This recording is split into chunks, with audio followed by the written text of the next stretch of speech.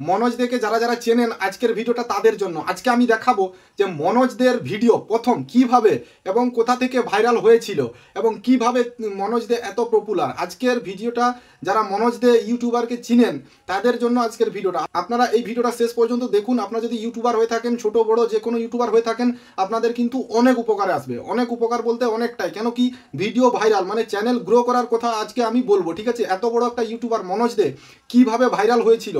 ও হিন্দিতে ভিডিও বানায় কিন্তু আমরা বাংলাতে ভিডিও বানাই, কিন্তু হিন্দি বাংলা ওটা কোনো ম্যাটার নয়। আমাদের বাংলা ভাষাটাও কিন্তু অনেক জায়গায় চলে, অনেকেই বোঝে এবং অনেক ভিউয়ার্স আছে বাংলার। তো বাংলা ভিডিও যারা দেখেন, হিন্দিও দেখেন এবং বাংলাও দেখেন। তো আজকে আপনাদেরকে আমি বলবো যে মনোজ দে এই যে ছবি দেখতে পাচ্ছেন ইনি হচ্ছেন মনোজ দে। ঠিক আছে, এনার চ্যানেল অনেকগুলোই আছে। মনোজ দে আছে, মনোজ দে ব্লগ আছে, মনোজ দে 2.0 এরকম করে অনেক চ্যানেল আছে। তো মনোজ দে হচ্ছে এনার প্রথম 1 নম্বর চ্যানেল। অনেক দিন থেকে 2016 সাল থেকে কিন্তু চ্যানেল স্টার্ট করেছে। ঠিক আছে, তো এই চ্যানেলে প্রথম ধরুন আপনি একটা চ্যানেল স্টার্ট করেছেন, তো আপনি ভিডিও আপলোড করে যাচ্ছেন, আপনার ভিডিও ভাইরাল হচ্ছে না, আপনি সাকসেসফুল পাচ্ছেন না, আপনি পপুলার হতে পারছেন না। কিন্তু মনোজ দে আজ এত পপুলার কি করে? অনেক বড় বড় ইউটিউবার মানে অনেক ইউটিউবার আছে, যেমন ধরুন আপনি টেকনিক্যাল ইয়োগা বা অনেক এরকম হিন্দিতে আছে, আমি নাম মতো বলবো না, কিন্তু এরা এত পপুলার নয়। মনোজ দে কিভাবে এত পপুলার, ঠিক আছে, তো এটা আপনাদেরকে আমি একটা স্ক্রিনশট দেখাচ্ছি। তো এই স্ক্রিনশটটা দেখে কিন্তু আপনারা বুঝতে পারবেন। দেখুন, মনোজ দে 2016 সালে ইউটিউব চ্যানেল স্টার্ট করেছে। ঠিক আছে, তো 2016 সালে মনোজ দে ইউটিউব চ্যানেল স্টার্ট করেছে।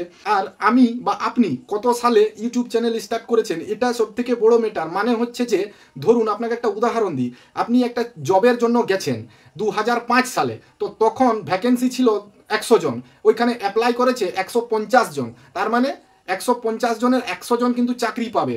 আর আজকের দিনে দাঁড়িয়ে আপনার ভ্যাকেন্সি আছে 100 জন, কিন্তু অ্যাপ্লাই করেছে 1 লক্ষ জন। তাহলে এইখানে 1 লক্ষ জন অ্যাপ্লাই করেছে, আর আগে 2005 সালে অ্যাপ্লাই করেছিল মাত্র 150 জন। তাহলে ওখানে 100 জন পাবে, মানে 50 জন বাদ যাবে। কিন্তু এখানে 1 লক্ষ জন অ্যাপ্লাই করেছে, কিন্তু এখানে পাবে ভ্যাকেন্সি কত আছে? 100 জন। তাহলে 100 জনই চাকরি পাবে আর বাকিগুলো চাকরি পাবে না। তো সেম জিনিস বন্ধুরা, ইউটিউব যত আগে ছিল তখন কিন্তু ইউটিউবার এত কন্টেন্ট ক্রিয়েটার ছিল না, আর তখন এত কম্পিটিশন ছিল না। যে ভিডিও আপনি বানাবেন সেটাই ভাইরাল, ওইটা থেকেই আপনি ইনকাম করতে পারতেন। কোনো মনিটাইজেশনে 4000 ঘন্টা ওয়াচ টাইম, 1000 সাবস্ক্রাইবার কিচ্ছু লাগতো না প্রথম যেটা ছিল। তখন আমরা ইউটিউবের সম্বন্ধে আমাদের ধারণা নেই, আমরা জানিই না। তো যখন পরে জানতে পারি আস্তে আস্তে, তখন ততক্ষণে দেখি যে অনেক কম্পিটিশন। আর এখন তো আরও এতটাই কম্পিটিশন যে ইউটিউবে ভাইরাল বা ইউটিউবে পপুলার হওয়া খুব মুশকিল। মানে ইউটিউবের রুলসও অনেক চেঞ্জ করে দিয়েছে এবং এখন কন্টেন্ট ক্রিয়েটার, এখন ভিডিওর অভাব নেই। যে টপিকে আপনি ভিডিও বলুন, হাজার হাজার ভিডিও পাবেন।